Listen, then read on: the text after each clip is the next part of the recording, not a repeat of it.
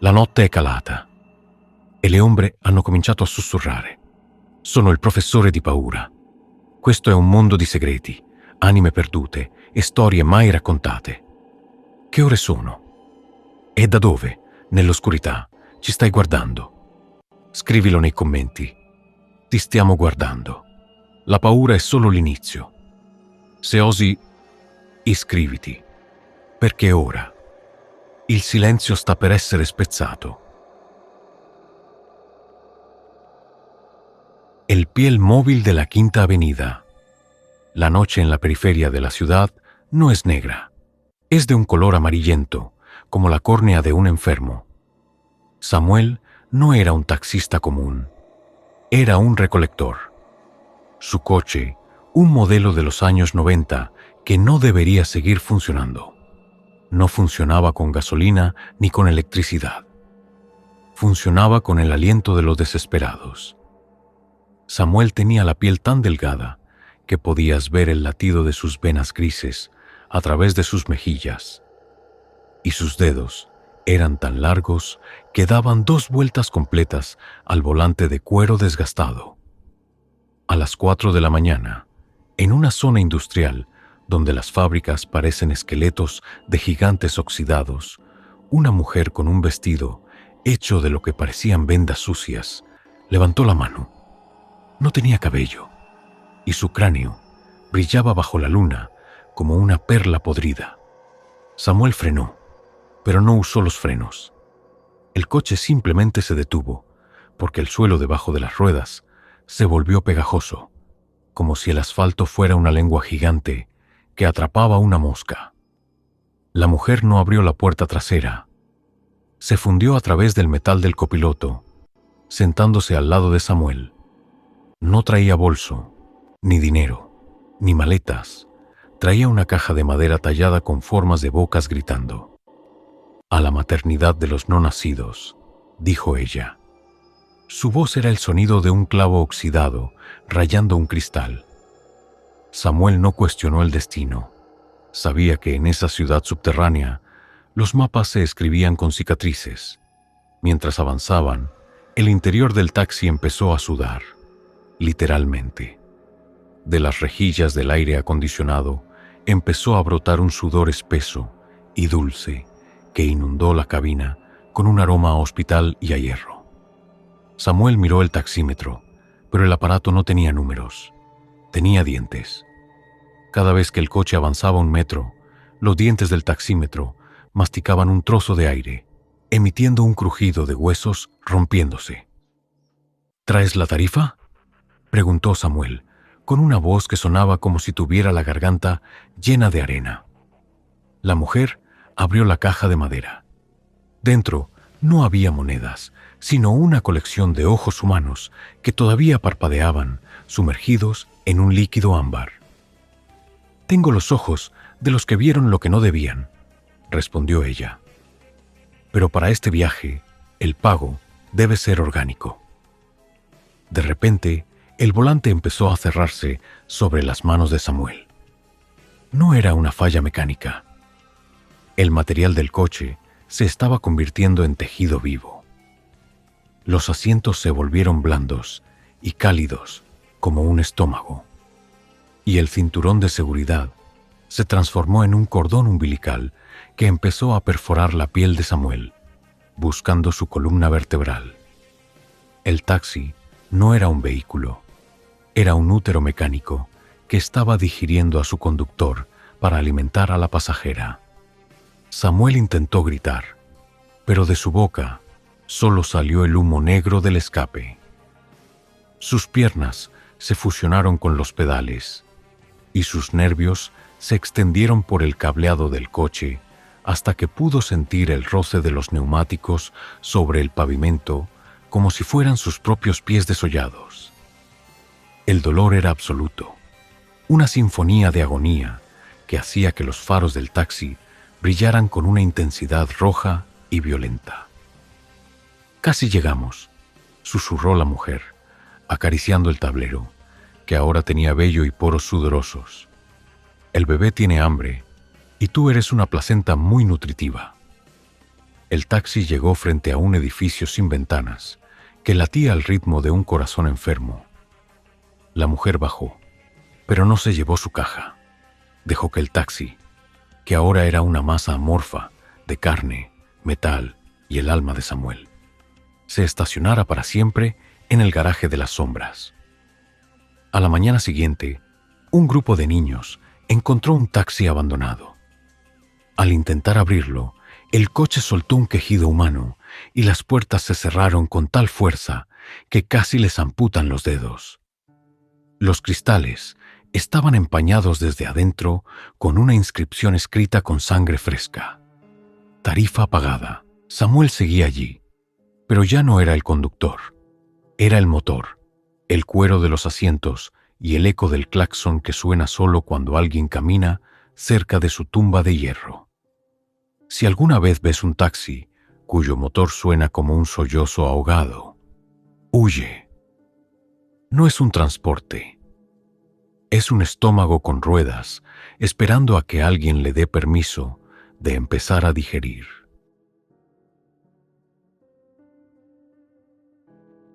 El hambre del chasis 414. La Ciudad de México. A las 4:44 de la mañana no es una ciudad. Es una herida abierta que supura neblina.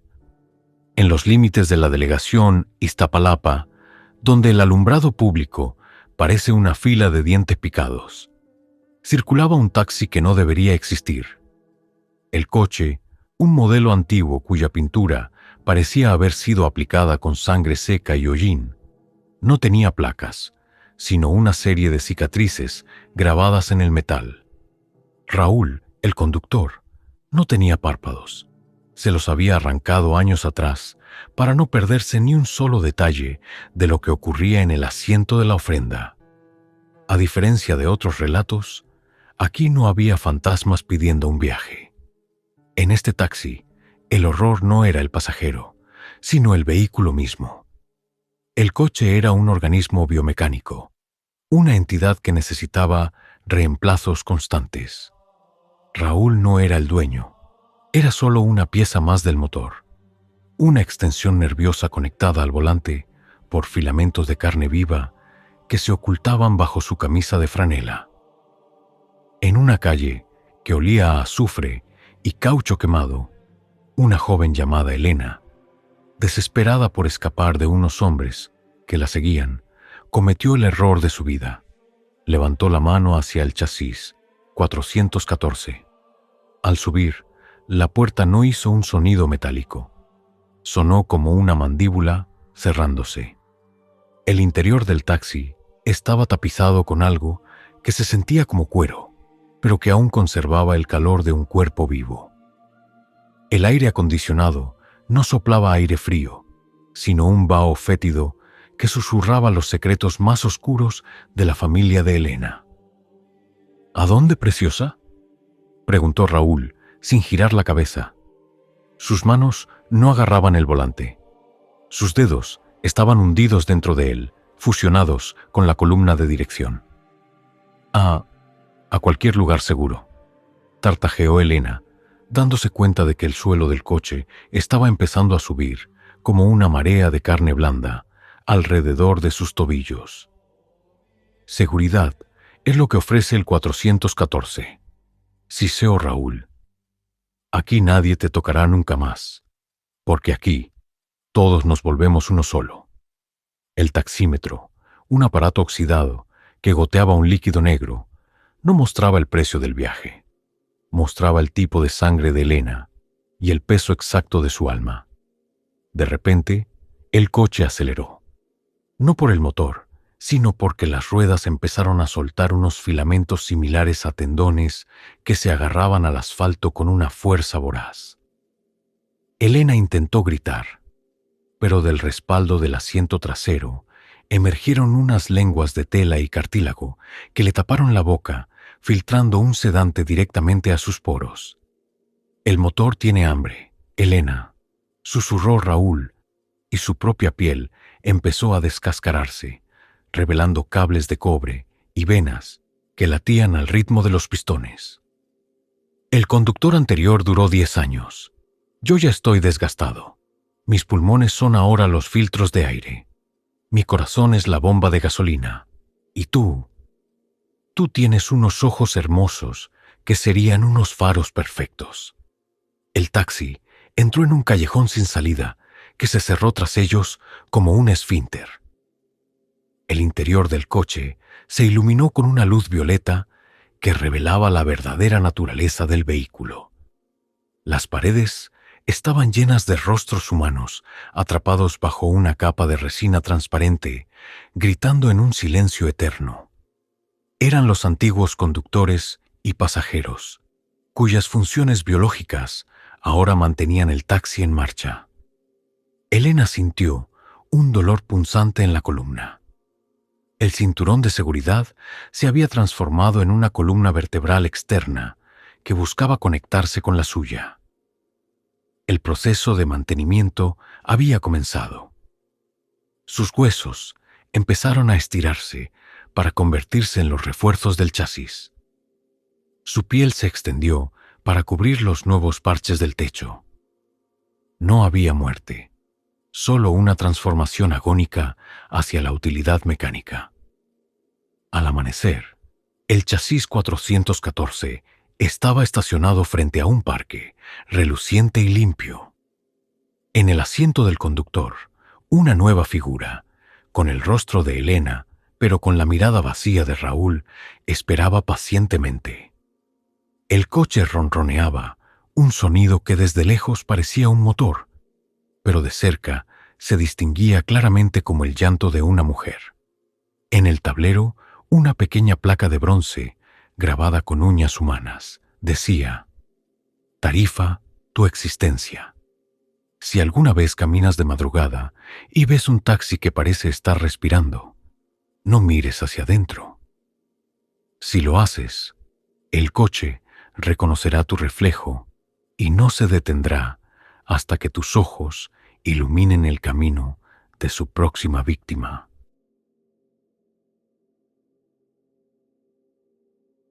Il palato dell'asfalto e la corriera dei nervi recisi. Nella notte più fonda e grassa, dove la nebbia sembra fatta di cenere di ossa, la corriera che accostò alla piazzola numero 0 della stazione abbandonata non aveva fari, ma 2 orbite vuote che emettevano una luce giallastra, simile al pus. Giulio, in fuga da un passato che pesava come piombo nelle sue vene, salì i gradini di metallo arrugginito, pensando fosse l'ultimo mezzo per la salvezza, senza accorgersi che le porte si chiudevano dietro di lui con il suono di una mascella che si spezza. All'interno, l'aria non sapeva di gasolio, ma di carne lasciata a macerare sotto il sole e di elettricità statica che faceva rizzare i peli sulle braccia. Non c'erano sedili di plastica, ma poltrone rivestite di una pelle calda, umida, che sussultava a ogni respiro del motore. Quando Giulio si sedette, sentì dei minuscoli capillari perforare i suoi jeans e infilarsi nei pori della sua pelle, legandolo indissolubilmente alla struttura del veicolo. Il conducente non aveva una testa, ma un groviglio di fili metallici e capelli umani che uscivano dal colletto della divisa, muovendosi come formiche impazzite sul volante fatto di vertebre incastrate. Il viaggio iniziò non sulla strada, ma su una scia di ricordi putrefatti. Fuori dai finestrini, il paesaggio italiano non era fatto di colline o borghi, ma di una distesa infinita di volti che urlavano senza suono, piantati nel terreno come alberi di carne. Ogni chilometro percorso era un pezzo di anima che veniva strappato via. Giulio cercò di guardare l'orologio, ma le lancette giravano all'indietro così velocemente da tagliare il vetro, e il quadrante iniziò a sanguinare un liquido nero che puzzava di bugie mai confessate. Gli altri passeggeri erano sagome di fumo con occhi fatti di bottoni di osso che fissavano il vuoto, masticando ritmicamente le proprie lingue. All'improvviso L'altoparlante gracchiò con la voce della madre di Giulio, morta anni prima, ma la voce era distorta, rallentata, interrotta da colpi di tosse che sputavano bulloni e sangue. «Non si scende mai alla fermata giusta, Giulio», diceva la voce, «perché la fermata sei tu». Il pavimento della corriera iniziò a sciogliersi, diventando una poltiglia di organi interni e baci traditi. I piedi di Giulio affondarono in quella massa gommosa e sentì i denti del veicolo masticare le sue caviglie con una lentezza cerimoniale. Non c'era dolore fisico, ma una sofferenza metafisica, come se ogni atomo del suo corpo venisse stirato fino a diventare sottile come un filo di seta.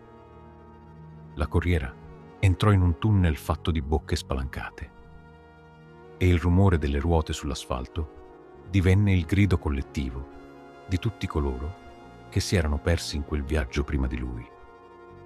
Giulio vide il suo riflesso nel vetro. Non era più un uomo, ma una mappa di cicatrici che formavano il percorso verso l'inferno.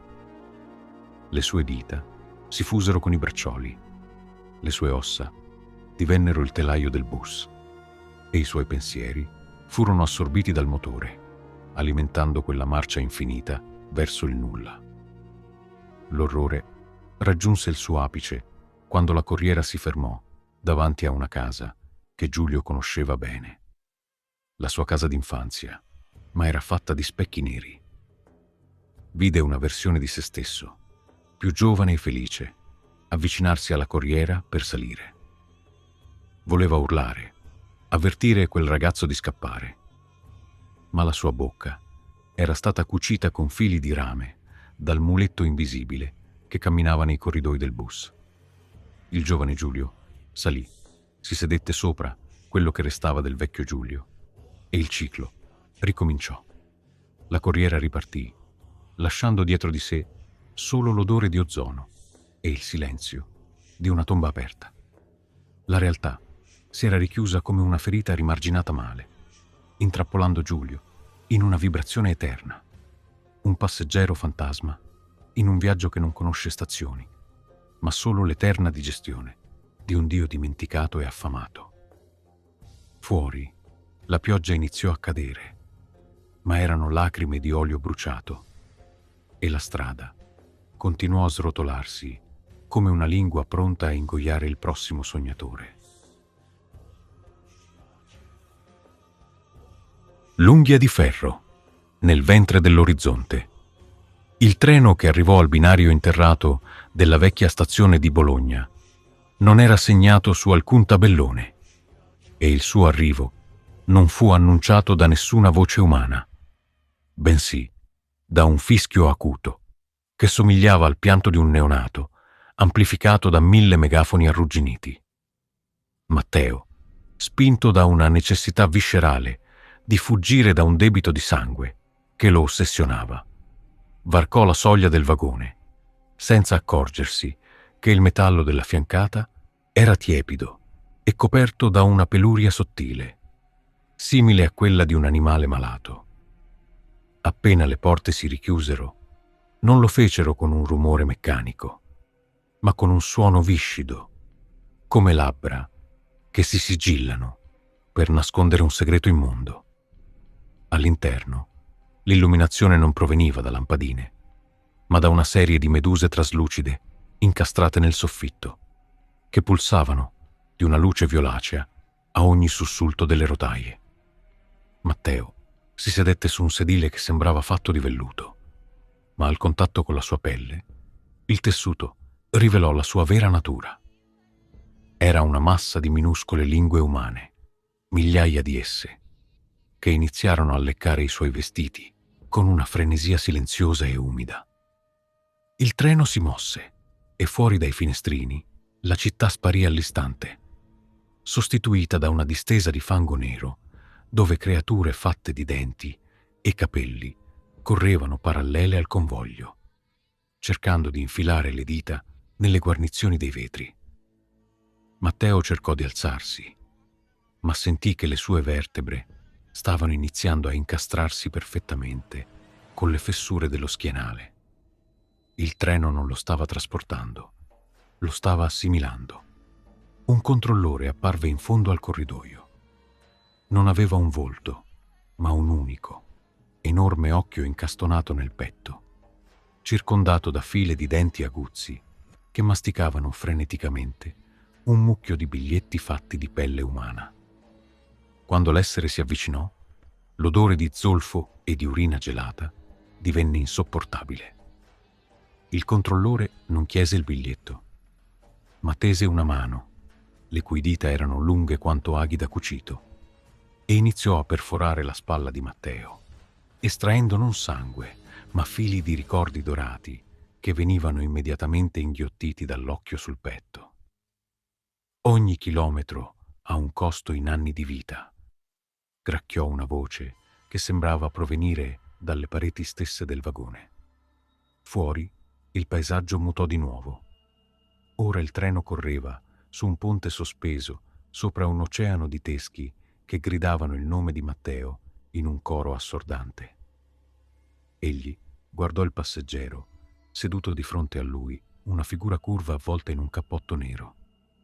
E quando questa sollevò il capo, Matteo vide se stesso, ma con la pelle trasparente e gli organi sostituiti da ingranaggi di orologio che giravano vorticosamente, sputando olio bollente.